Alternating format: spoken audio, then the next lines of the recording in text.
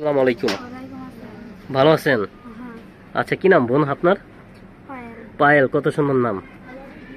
তো পায়েল বোন, ভালো আছেন না? আচ্ছা বোন, এই যে ক্যামেরার সামনে এসেছেন, কি কারণে এসেছেন? আহারে, আচ্ছা আচ্ছা। তো বাবা কি করে?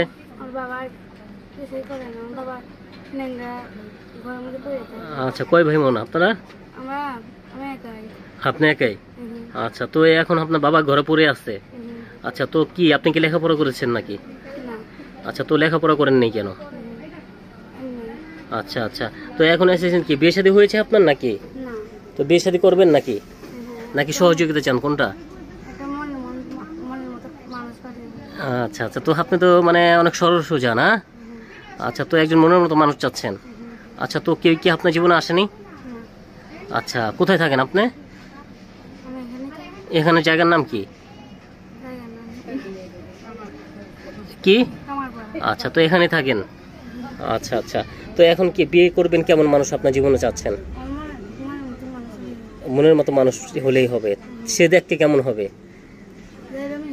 মানে যেরকম হোক, কোনো সমস্যা নেই, আপনি মেনে নেবেন?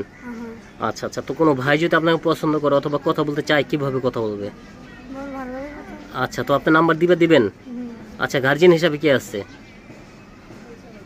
বাবা? আচ্ছা, এই যে প্রতিবেদন এসেছেন, আপনার বাবা জানে? তো বাবাকে বলবেন না? বলবেন।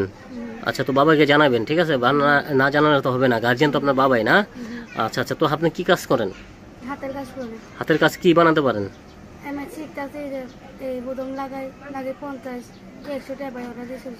আচ্ছা, তো আপনার মোবাইল নাম্বার দিবেন? নাম্বার মুখস্থ? আচ্ছা, তো প্রিয় দর্শক, দেখতে পারতেন সামনে এক বোন বসে আছে। যদি কোনো ভাই তাকে পছন্দ করেন, সরাসরি তাকে ফোন দিবেন। তিনি অনেক অসহায় বলে প্রতিবেদনে এসেছে, মা নেই, বাবার সাথে থাকে, সরাসরি কথা বলবেন। আচ্ছা, তো বিয়ে করলে কিন্তু দর্শকের যাচাই বাছাই করে আপনার বাসায়